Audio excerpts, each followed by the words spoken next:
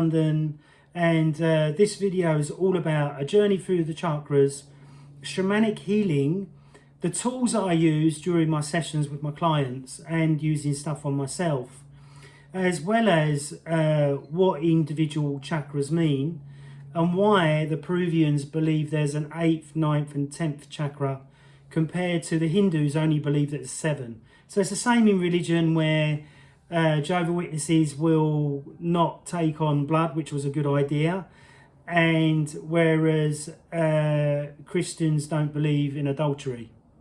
So you're not allowed to look at another woman and all that type of stuff, which I think is a bit nonsense in my opinion. But the reason why I love the shamanic stuff is because I don't overthink anything. I don't get paralysis by analysis. Does that make sense? I go from experience and practice of working with many different people to find that there's a pattern and then go, right, I need to do this, I need to do that, because that person had that before, if that makes any sense. So when it comes to my shaman healing sessions, I use this water, Florida water, which is blessed and made by shamans. Then I use my shaman rattle. Then I use a dowser. Then I use chompy stones, which I've got 12 of. And each chompy stone goes on an individual chakra. Then I might use Plato Santo wood, and then I'll use sage as well. And then I'll use a pie stone. And I've got other crystals and other stuff that I use. And I use some bells. And I might use a drum as well. So what I essentially do is that I open sacred space and I open up my 8th chakra, which I can do a video on that if you all comment and stuff, how to open up your 8th chakra. And when you open up the 8th chakra and you open up special space or holy space, then you can call in spirit guides and stuff like that in which to help you and to direct you where you need to go. And this is where, if you're too in your right brain, you won't be able to do it. So lots of people are just mathematical, logical, and unless they see science behind it, they don't believe in it.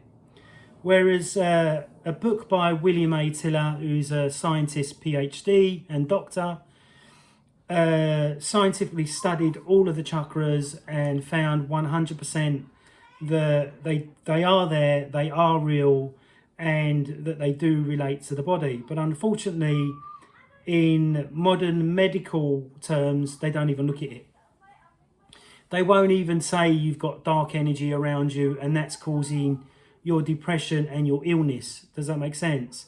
But in the shamanic world, we look at all that, and some people can have lots of hucha around them that's affecting their whole health.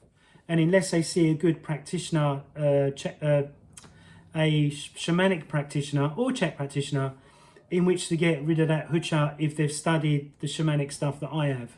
So I worked with a shaman, I think it was nearly 2.5 years, learned lots of great stuff, and now studying with Dr. Alberto Villaldo, who's based in South America. He's brought out an online course that people can do, and the techniques that I've seen in there is what I learned from the shaman I work with in London. And the great thing about it is that it's much clearer and easier for me to understand. And I practiced one of the techniques on one of my clients on Saturday, and she said, undoubtedly, Scott, it worked. I felt different. I felt really, really much better even after a training session. So that was a great thing to have happen, to see what you do actually works. Does that make sense?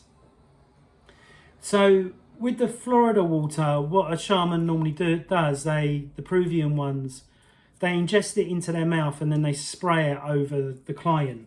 So putting their energy into the water from their body and then putting it over the client's body.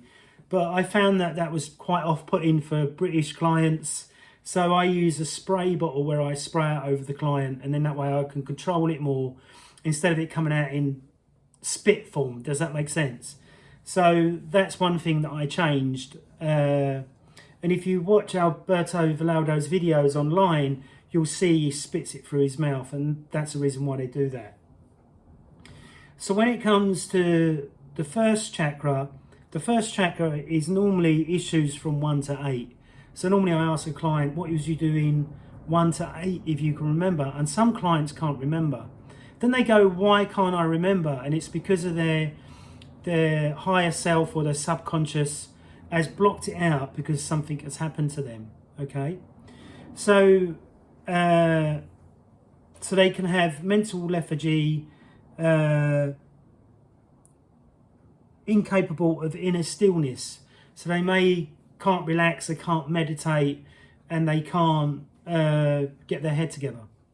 So by using the dowser, I use that to find out whether it is that chakra. And it's all different for all different people, okay? So one person might have the first chakra misaligned, the second person might have the fourth chakra misaligned because there's a love issue. They might have split up with a partner, they might have lost an animal, they might have had a family member die, and that chakra closes down. Does that make sense? So me as the shaman practitioner, I work on energizing it and getting it to work again, and then I test it every couple of weeks to make sure it's holding. And sometimes it does, and sometimes it doesn't, depending on what's going on for that person at that time. Does that make sense? So then we've got the second chompy, which is there. As you see, it's got 2 ends on it, so it's totally different to the first one. And that's the second chakra, which is unbalanced sex drive, emotional instability, and feeling isolated and lonely. So by using the chompy stone and maybe using some Plato Santo and using some sage and some rattling, we can sort of like correct that. Does that make sense? And then I will give them affirmations and stuff like that to do to help it to realign even more, okay? But what I will say is that anyone that you work with, if you're going to do this type of work, you've got to make sure that they're open to it. If they're not open to it, they'll just shut their whole body down, and then whatever you do, it won't work. Like I had this is a few years ago now, I went to release somebody's diaphragm. They was in excellent shape, and when I went to do it, they just tensed up. And every time I went to do it, they just tensed up. I don't know whether they were doing it deliberately or whether they were scared or didn't trust me enough to do it, but they just kept tensing up, so I couldn't do the technique. So this is the same with the shamanic work, is that if they're not open to it, it doesn't really work. Does that make sense? Because they're shutting it down subconsciously. Yeah? The same as if I get a client and I'm getting them to do a 1 rep max, and that might be 160 kilo, but all they've ever done is 150 and they can't get to 160. I'll whisper in their ear and tell them some stuff about themselves that will wind them up and make them angry to get them to do that lift. Does that make sense? And tell them that I believe in them and they need to believe in themselves to make it happen. And it happens. Eddie Hall did that to get the world's strongest man. He had meditation, and obviously he was on medication as well, but he had a lot of meditation, a lot of good self-talk in which to be able to make that achievement to become world's strongest man. Does that make sense? So we're going on to the third chakra. So the third chakra is a different stone again, chompy stone. As you can see, it's got 3 ends to it. So that's for the third chakra. And in the third chakra, oversensitive to criticism, need to be in control, low self-esteem. So I would ask the client, which area are they weakest in? And it will come back in their paperwork and other stuff that I do anyway. And then I would work on that area. I would open it up, energize it, heal it, and then close it down and make sure it's spinning okay, because they spin round or they spin like that. Does that make sense? So by doing that, that enables them to become more into their own power. And then in the check exercises, there's a exercise called the energy push or the breathing energy push, and with that works on that third chakra. And there's other exercises in the check program which I use with that client specifically for that. If they're like, oh, I don't believe in all that stuff, it's all woo-woo, it's all crap. Does that make sense? So there's many ways to skin a cat, but you need to find what works for that individual client. Does that make sense?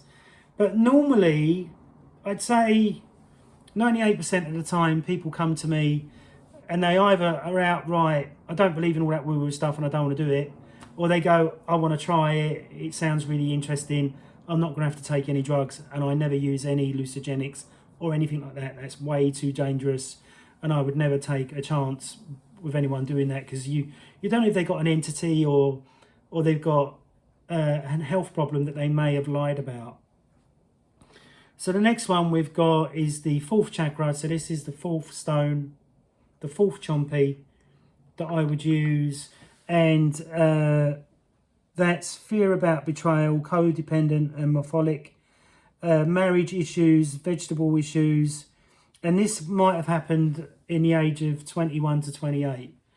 And normally when I talk to clients through this, they're quite shocked that I can pinpoint the date, because I dowse on everything again to make sure that I get it right. And obviously I go with my own intuition as well. And the client will be quite shocked that I know all this stuff about them without them telling me. So I had a client that had an issue with their prostate. Wasn't even put in the paperwork, but I found out through lots of other avenues. And I said, oh, you've got a problem with your prostate. How do you know that? It's not in your paper. It's not. I've not written that down anywhere. And I went, because, you know, I do things on a different level. So then the body resonates to sound, high frequency and low frequency sound. So if you go, ugh, that's grounding the body. If you go, ee, that's putting you into your higher self and going into the seventh and the eighth chakra. So the next one is communication. So that's chompy stone number 5. That's this one here. And with communication issues, I might use lapis.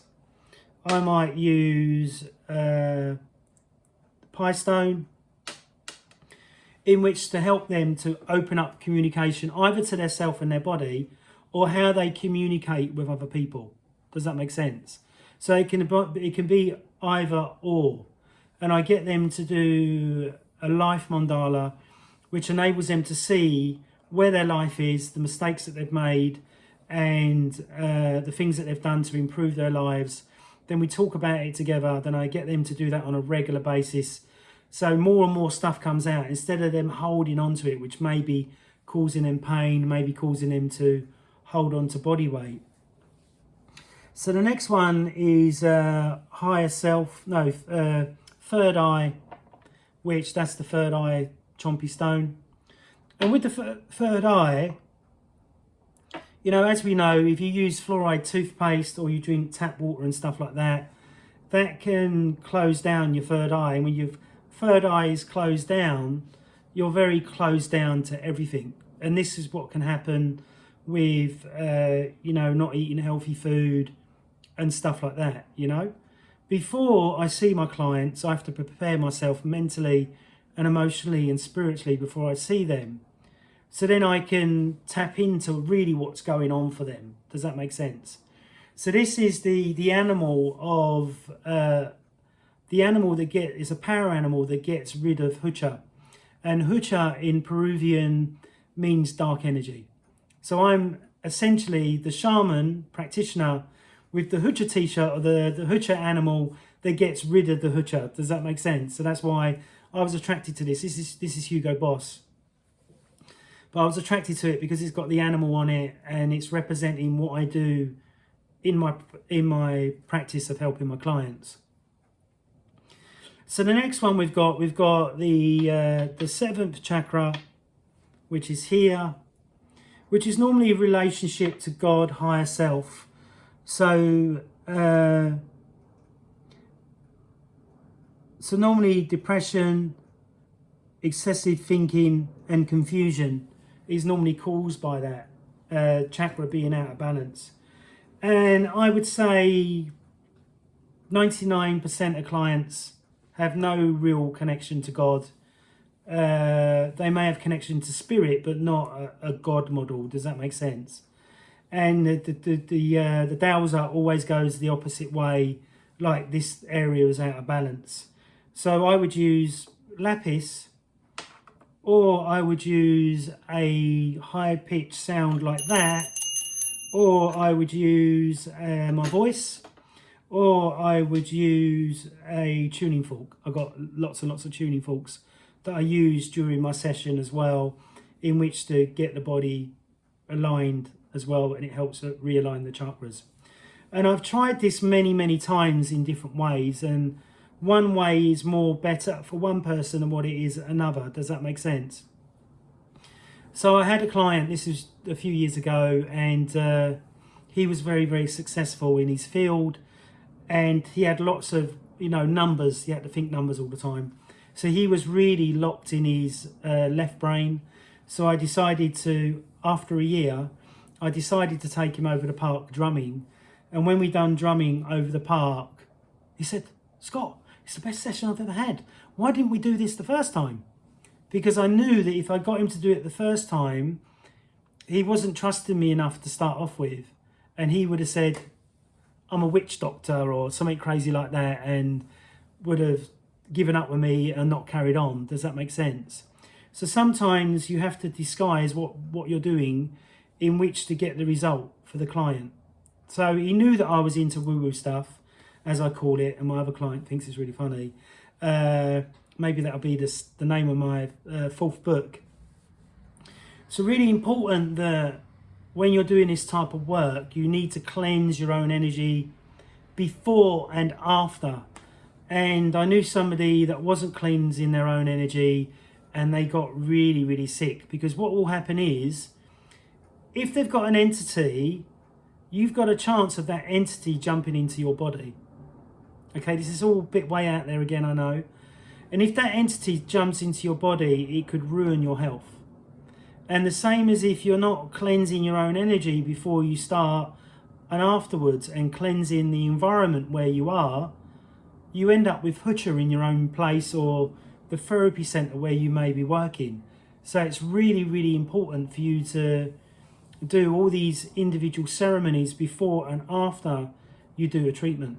Otherwise, you'll take on dark energy or a entity, and then you won't be feeling right, and you'll be going, "But they feel amazing, but I feel like shit." And that's because you've taken on board what's in their body. Does that make sense? Because it has to go somewhere.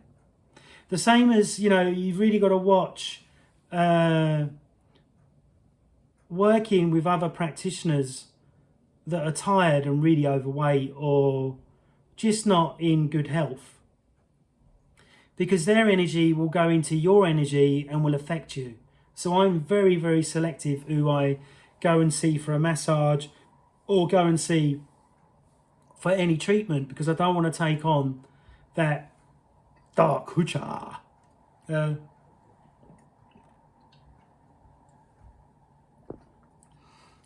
So altogether, I got 12 chompy stones, because the Peruvians believe in 8, 9, 10.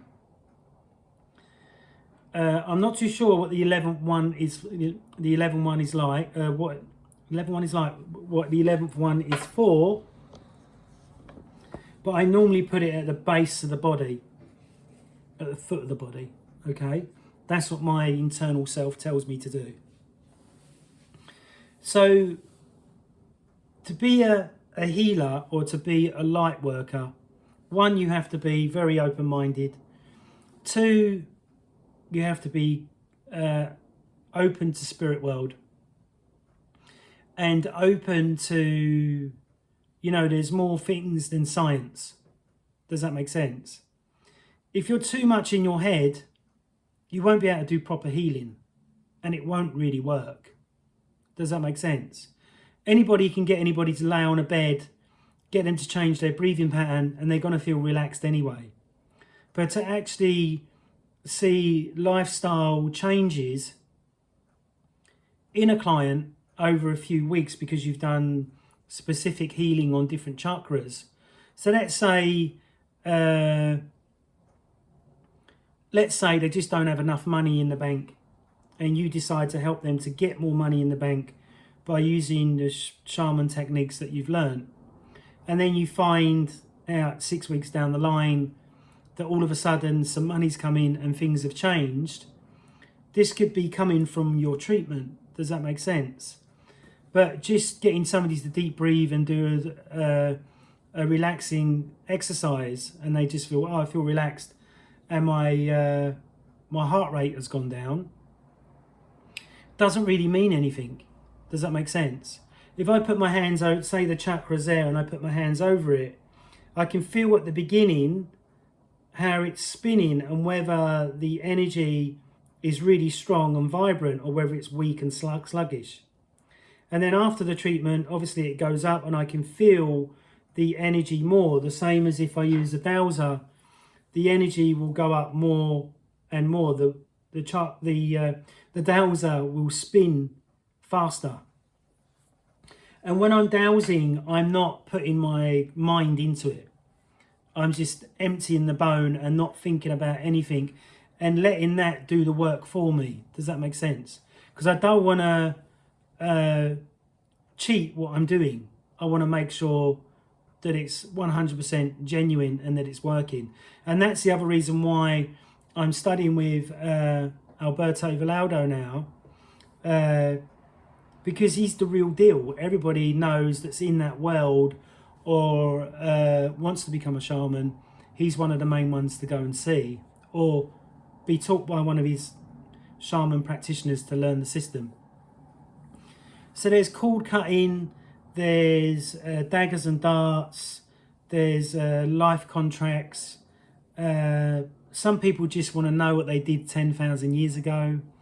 And then you've got opening up your 8th chakra, in which to put your luminous light energy into the session or into the client. So I learned a technique yesterday where you open this up and then you put your hand on your heart of your client, and then you visualize and get the client to breathe at your breathing rate, and then you get a special crystal and you put that on the weakest chakra in which to get it to rebalance and realign. And it helps the body to go into a healing process without it damaging the body. Does that make sense? So the client should go away feeling energized and positive, and then over the weeks of the healing taking place that they feel differently. Does that make sense? So I went to see 2 different shamans before I found the 3rd shaman that was really, really good.